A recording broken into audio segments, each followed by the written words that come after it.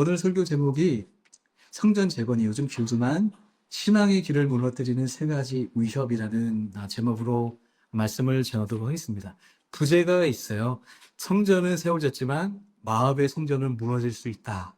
자, 이 제목으로 우리 하나님 말씀을 전하고자 하는데, 느헤미야의 성벽 재건으로 사실 모든 것이 끝나는 것이 아님을 오늘 본문 말씀을 통하여 우리가 알 수가 있습니다. 오히려 성전이 세워진 후 다시 무너지는 이 성도들의 모습을 보게 돼요. 이것은 우리가 앞으로 살아가야 될 신앙인들의 신앙의 여정 가운데 완성된 신앙은 없구나 라는 것을 보게 합니다. 자, 느헤미야 12장을 지난주에 살펴보았을 때 성벽 봉헌식을 마쳤을 때 얼마나 기뻐했습니까? 모든 백성은 감사와 찬양이 넘쳤습니다. 그런데 불과 몇 년 뒤, 사실 12장에서 13장으로 넘어가는 이 사이에는 한 12년이라는 시간이 흘러갔습니다. 그 사이에 어떤 일이 있었는가? 아다시피 느헤미야는 페르시아, 바사의 수상궁에 있는 사람이죠. 술 맡은 관원장으로 아닥사스 왕에게 절대적인 신임을 얻으며 술 맡은 관원장의 역할을 하던 사람이 이 느헤미야가 이제 동생 하나니의 입을 통하여 예루살렘 성벽이 무너져서 예루살렘 백성들의 그 고난이 이루 말할 수가 없다는 그 이야기를 듣고 기도하는 끝에 거의 4개월 정도 기도 끝에 아닥사스 왕에게 의도적으로 얘기하려고 했던 건 아닌데 늘 기도로 하나님이 주신 그 마음, 그 사명을 품고 기도하던 끝에 야, 네 얼굴이 오늘 왜 이렇게 안색이 좋지 아니하냐? 라는 질문을 하게 했던 건 기억나시죠? 느헤미야 2장에서 이런 일들이 드러난단 말이에요. 그래서 그때에 느헤미야가 하나님이 주신 지혜로 우리 지금 내 백성, 내 나라가 성벽이 붙었습니다. 이러면 마치 역적이 될 수 있는데 무슨 말을 하죠? 우리 조상들의 묘실이 회파되어서 가슴이 아픕니다. 이런 얘기로 접근을 하니까 아닥사스다 왕이 야 그러면 안 되지 라고 하면서 그 이후에 쭉 여러 가지 이야기를 해줬을 때 아닥사스다 왕이 마음이 바뀌어서 이제 느헤미야를 보내줍니다. 여러 가지 이제 도움을 통하여 느헤미야가 예루살렘에 돌아갔단 말이에요. 그래서 회파되어져 있는 예루살렘 성벽을 보고 정말 가슴 아픈 가운데 이스라엘 백성들을 말씀으로 깨웠죠. 인간적인 어떤 언변으로 깨운 것이 아니라 살아계신 그 하나님의 말씀을 일깨워주고 말씀을 통하여 이들이 은혜를 받으니까 이제 52일 만에 성벽이 재건이 되었습니다. 자, 재건이 되어서 기뻐 찬송을 했던 모습들을 지난주에 살펴보았어요. 그런데 오늘 말씀을 보니까 느헤미야가 이제 결국은 성벽 재건하려고 왔던 사람이니까 이제 미션 컴플리트 됐으니까 돌아가야죠. 2장을 보게 되면 아닥사스단 즉위 20년에라고 되어 있는데 오늘 본문 보게 되면 아닥사스다 왕인데 여기에는 여전히 바사 왕임에도 불구하고 바벨론 왕으로 성경은 지칭을 같은 의미인데 참고적으로 바벨론 다른 왕이 아니고 페르시아 왕인데 바벨론 왕으로 지칭을 하고 있습니다. 32년이라고 하는 것을 보았을 때 지금 페르시아 바사로 돌아가서 12년 동안 있었던 걸로 보여집니다. 자, 그러면 오늘 본문이 배경이 어떤 것이냐? 하나님께 은혜를 받고 성벽 재건에서 기쁨과 감격의 예배를 드렸던 다시 한번 헌신했던 사람인데 느헤미야가 12년 동안 안 보이게 되니까 이들이 지금 어떤 상태로 바뀌었는가? 이게 오늘 본문을 말씀을 우리에게 주고 있는 것이고 이것은 우리가 앞으로 살아가는 신앙인들에게 여전히 하나님 앞에 우리가 어떻게 변질되고 하나님 앞에 부패한 사람이 되고 타협한 인생이 될 수 있는지를 보여주는 중요한 장면이에요. 자, 오늘 본문을 이제 쭉쭉 이런 배경 가운데 우리가 봐야 되는데, 자, 우리가 예수원 예배당을 옮김에 있어서 같이 기도하며 고민하고 토론과 여러 과정 가운데 예배당을 옮겼어요. 어제 청소까지 하면서 이렇게 우리에게 예배드릴 수 있는 상황으로 하나님이 인도해 주셨죠. 그런 가운데 저를 비롯해서 쉽게 이런 생각할 수 있죠. 이제 성경 완성되었다. 이제 좀 쉬어보자. 이런 생각이 들 수 있지 않겠습니까? 제가 정말 뭐 힘든 척 하는 게 아니라 거의 50일 가까이 일을 했는데 한 3일 전부터 혓바닥에 문제가 발생을 하더라고요. 제가 거의 이제 이쪽 업계에는 아침 한 7시에 일을 시작해서 한 4시 반, 늦어 5시면 퇴근하는 게 보통 루틴이래요. 그러니까 직원들이 초반에는 루틴을 지키다가 시간이 촉박했는데 제가 자꾸 이제 빨리빨리 하라고 요청을 하니까 직원들은 적절히 돌아가는데 사장은 늦게까지 11시, 12시 들어갈 때가 많았는데 혼자 하고 있으니까 누가 잡아줘야 되더라고요. 그래서 그거를 처음에는 잡아주면서 했는데 하다 보니 이게 순간은 자연스러운 상황이 돼서 우리 사장이 김 목사 어디야? 그래서 이렇게 시작한 것이 이 밤마다 있었던 것 같아. 거의 밤마다 있었던 것 같아. 이야기하다가 또 밥 먹고 또 작업하다가 하고 커피 한 잔 마시다가 보면 시간이 금방 가더라고요. 그래서 하나하나 완성되는 모습들. 그런 일이 있을 때 빨리 끝내자. 저 빨리 끝내고 나도 좀 할 것 좀 하자. 내가 이 건축 예전에 저쪽 용산에 있는 우리 큰 목사님께서 그런 말씀하셨어요. 노량진에서 목회하실 때, 이 교회 개척은 크나 작으나 두고는 못할 일이다. 라고 말씀하셨었는데, 뭐 그 목사님이 뭐 저처럼 뭐 뚜댕기고 뭐 같이 잡아주고 했는지는 모르나 그만큼 신경을 많이 썼던 것으로 이해를 했어요. 거기에 비할 두고는 당연히 안 된다고 생각은 하지만 역시 건축이라는 것은 생각보다 굉장히 많은 에너지가 들어갔던 것 같아요. 집중하게 되고 성도들이 만족 못하면 어떡하지? 일로 이동했는데 왜 왔나 이런 얘기 나오면 어떡하지? 최소한 저쪽보다는 괜찮아야 될 텐데 이런 저런 생각들이 있는데 사장한테 다 얘기할 수는 없고 그래서 또 이제 사람을 시간이 길어지면 우리한테도 문제가 발생을 하고 여러 가지 측면에서 기도하는 끝에 예배당이 완성이 되기만을 기다리는 저희 개인적인 상황에서 이 오늘 말씀을 보면 빨리 성전 재건이 마무리되면 좀 쉬어야겠다. 뭐 이런 생각이 들 법한데 오늘 말씀 보니까 정신 차려야겠다.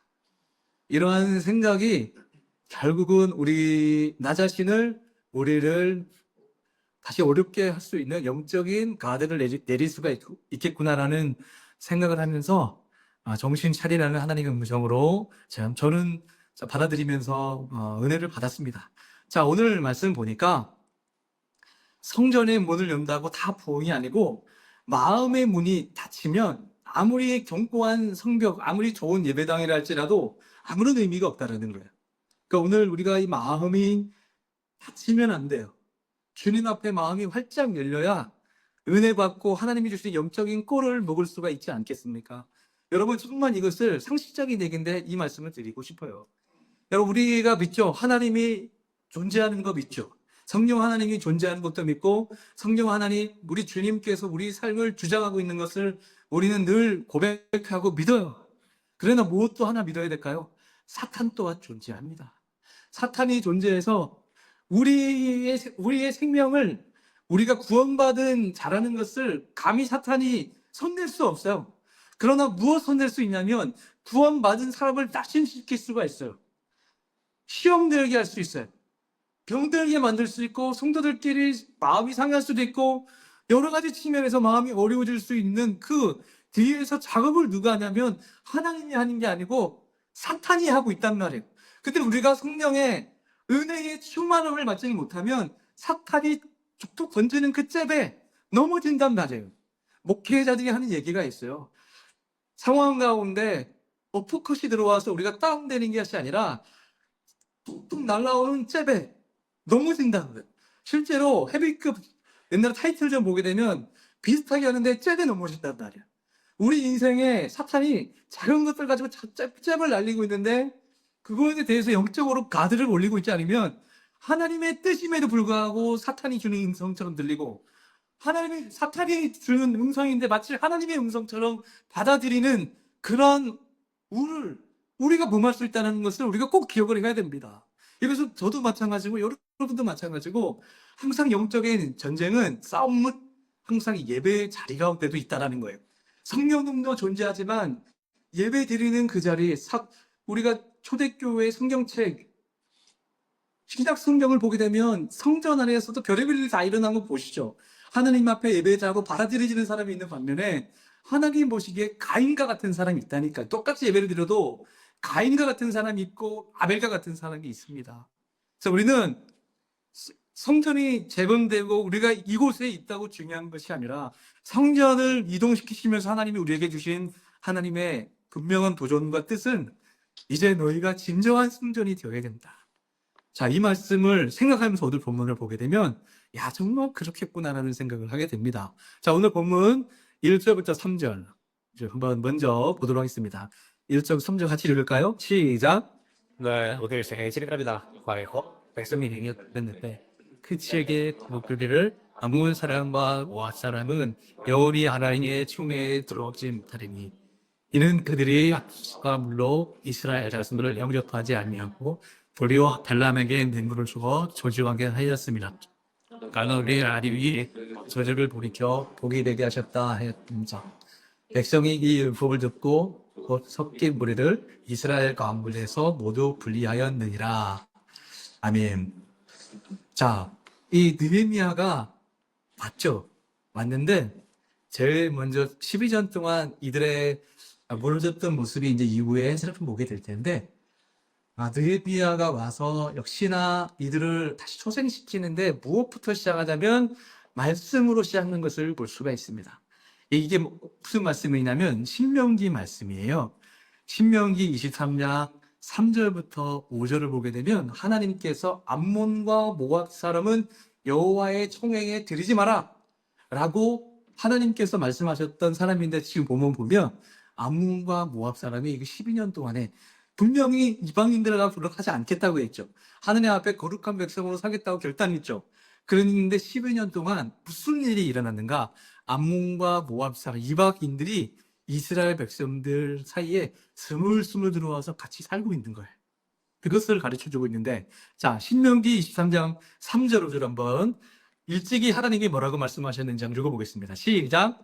암몬 사람과 모압 사람은 여호와의 총회에 들어오지 못하리니 그들에게 속한 자는 10대뿐이 아니라 영원히 여호와의 총회에 들어오지 못하리라.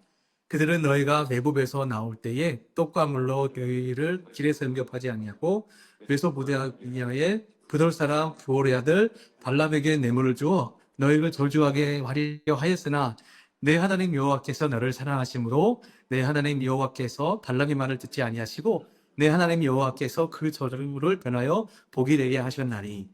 자, 하나님께서 그 선하시고 좋은 하나님께서 암몬과 모압 사람이 여호와의 총회에 들어오지 못하게 될 것이다 라고 말씀을 하고 있습니다. 여러분, 암몬과 모압이 롯이 이제 소돔과 고모라를 탈출을 할 때 이제 와이프는 그 소돔과 고모라 강력당과 같은 저걸 내가 놔두고 가야 된다고 쳐다보지 말라고 했는데 쳐다보다가 소금 기둥으로 굳어버려서 죽어요.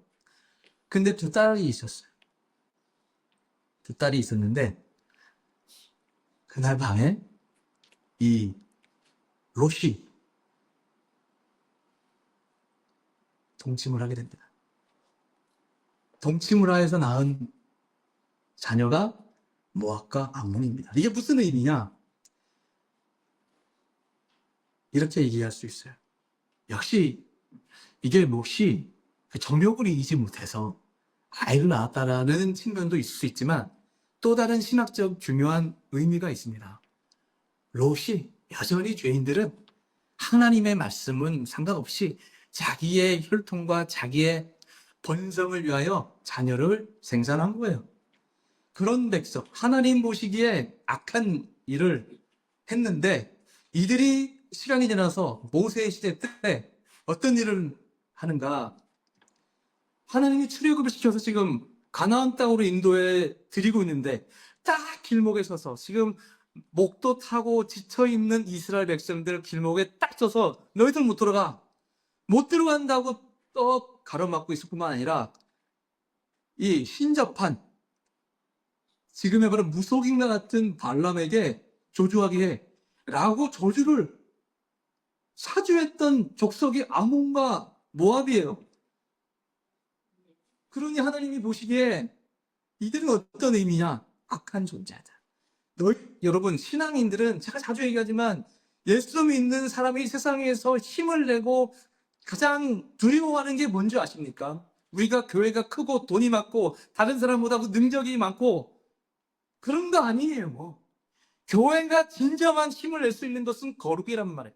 세상 사람들이 할 수 없는 그 다른 기준, 가치관, 기준, 그것은 이미 모세 오경이라고 하는 토라, 하나님의 말씀으로 이미 선포되어 주신 그 말씀은 너희들은 거룩하다라는 거예요. 너희 거룩이 뭐예요? 구별되었다라는 거. 삶의 방식이 다르다. 내가 일러준 대로만 살아. 라고 하는 것이 모세 오경에게 가장 중요한 토라, 거룩이란 말이에요. 거룩한 기준으로 살아가라고 하나님이 우리에게 말씀을 주셨는데 이 모압과 암몬 족속은 그런 족속이 아니에요. 하나님 말씀을 무시하고 도리어 하나님 말씀을 안 지키게끔 유혹의 길로 이끌어냈던 사람이 모압과 암몬인데 이 사람이 이게 왜 오늘 본문에 중요하냐? 오늘 본문에 악한 사람이 한 명 등장하는데 도비야가 바로 암몬 사람이에요. 이 암몬은 어떻게 성벽을 줘봐. 고양이가 여우가 들어가도 무너질걸? 이런 식으로 낙심시키고 귀양한양되고 이스라엘 백성들의 마음을 낙담시켰던 사람인데 돌아가서 뒤집어서 그 사람의 배경을 보니까 마귀예요, 마귀. 하는 짓이 믿음의 사람들을 낙심시키고 탄용시키고 변조시키고 죄악과 동물에 살아가는 그 삶 괜찮아 라고 거룩한 사람들의 죄악의 뒤로 내모는 역할을 했던 사람이 도비야라는 겁니다. 그래서 오늘 이 느헤미야가 와서 보니까 이 도비야가 아주 악한 행동을 하는 것을 보았습니다. 자, 팀켈러 목사님이 예전에 이런 말씀하셨습니다.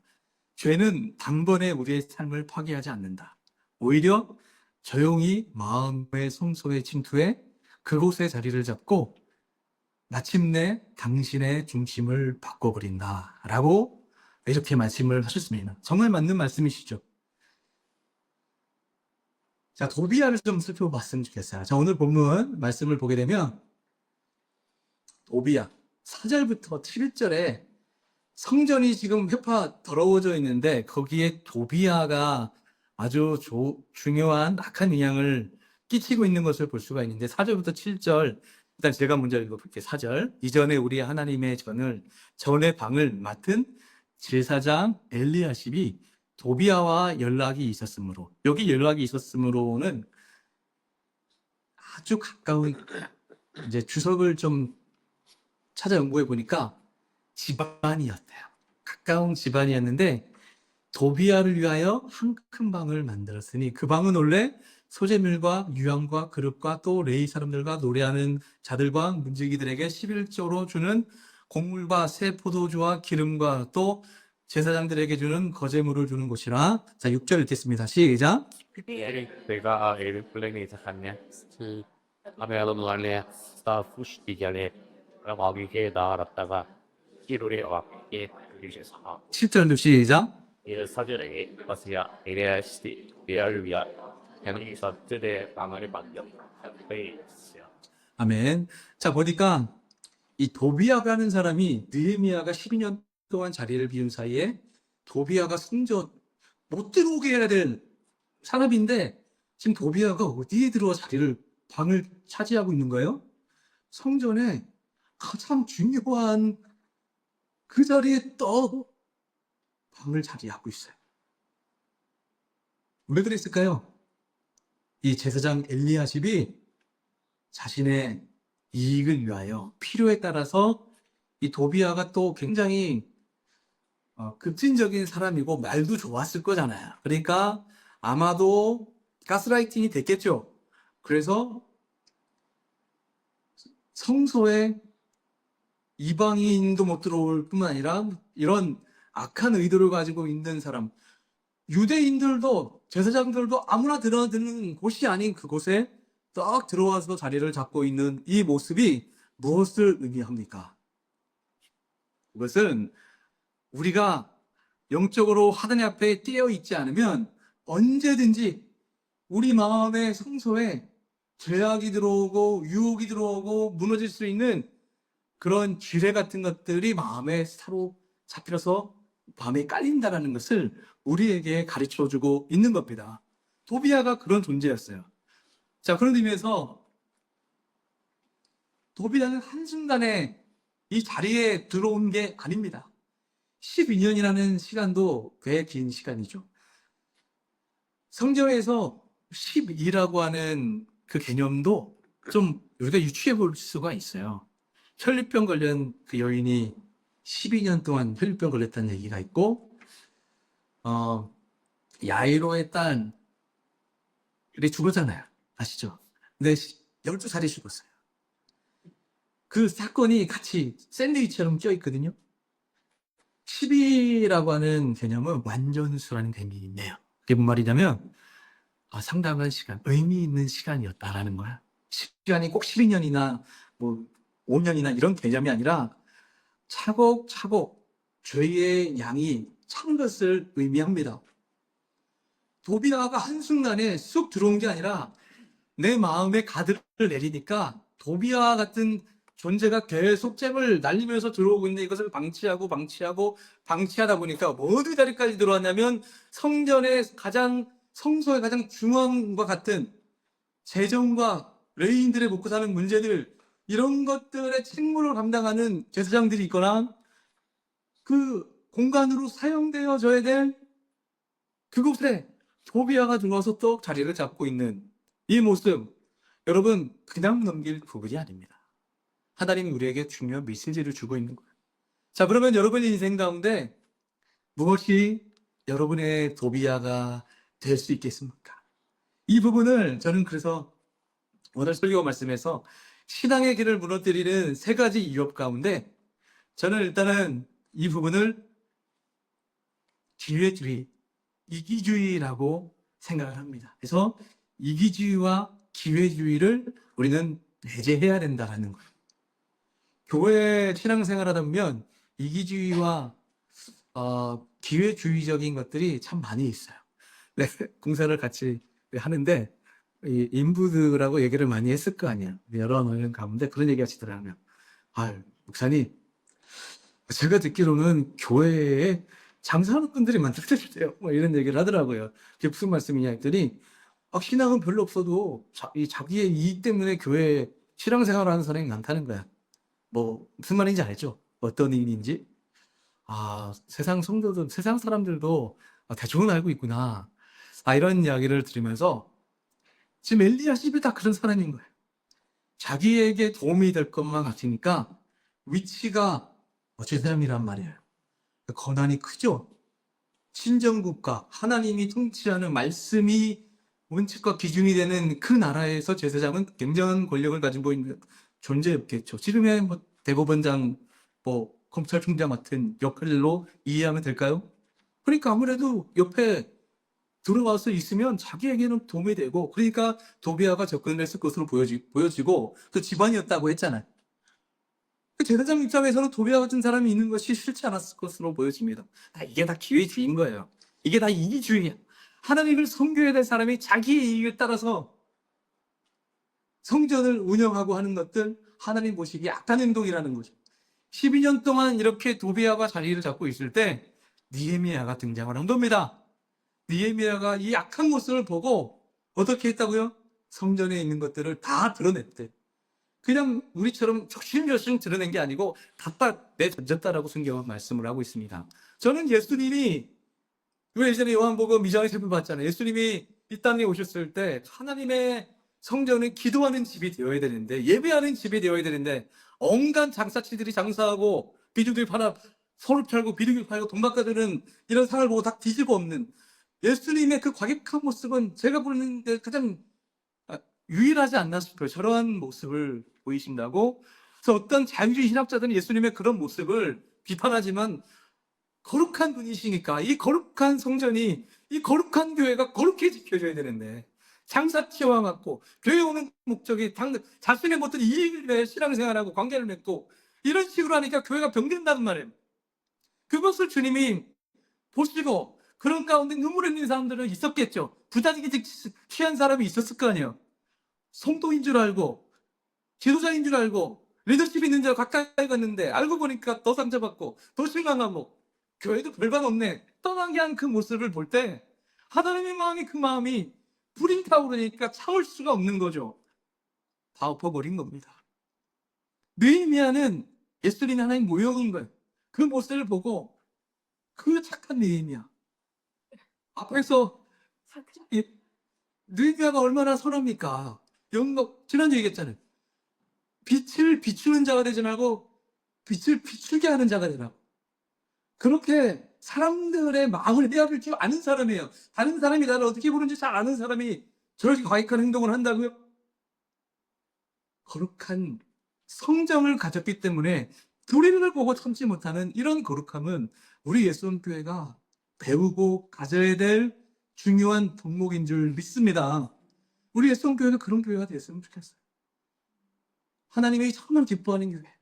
우리 주님이 우리 심장을 꿰뚫어 보시는 거룩한 분이신데 주님이 나를 보실 때 내가 네 마음에 들어 뒤집어볼 수밖에 없다 라고 하시면 어떡하나 이런 염려를 하시며 이런 마음을 가지고 있으면서 맨날 주님 은혜 주세요 잘 되게 해주세요 하면 하나님 보시기에는 사랑하는 자녀니까 뭐라고는 못하는데 안타깝죠. 꺼져가는 등비도 끄지 아니하시는 그런 정선하시고 섬세하신 분이 우리는 지금 기다리고 있는 거야. 야, 너 언제까지 그렇게 살래? 언제까지 이기적이고 기회주의적이고 혼합적이고 살아갈래? 언제까지 악몽과 모합을 네 마음에 품고 네 인생을 네가 개척하려고 살아갈래? 너는 나만 믿고 나만 치다 보면 네 인생은 미래가 있는 특별해서 택된 하나님의 백성인데 왜 여지껏 네 반복대로 자녀를 생산하고는 네 미래를 디자인하느냐라고 생각하는 것 같은 의미인 거예요. 그런 생각이 너무 많으면 나도 모르게 도피다가 자리를 잡는다니까. 시간이 지나보면 야 내가 왜 이랬지? 나 옛날에 청년 때 순수했는데 나 젊었을 때 뜨겁었는데 나 왜 지금 이 상태이지? 라고 생각이 드는 분들 난 대부분 다 그럴 거라 생각해요. 저도 그런 마음도 있고 하니까. 우리 오늘 이 시간을 주셨어. 우리 성전을 재건하면서 끝났다가 아니라 성벽을 재건한 백성들도 그 하나님의 은혜를 경험한 사람들도 느헤미야 말씀이 힘해지고 기준을 제시하는 기준이 없다 보니까 서서히 변질되어서 작탕되어 있는 이스라엘 백성들을 책망하고 계시는 하나님의 음성을 듣고 다시 거룩해져서 하나님의 뜻 가운데 헌신하는 우리 사랑하는 성도 우리 예수원 교회 모두 될 수 있기를 주님의 이름으로 축복합니다.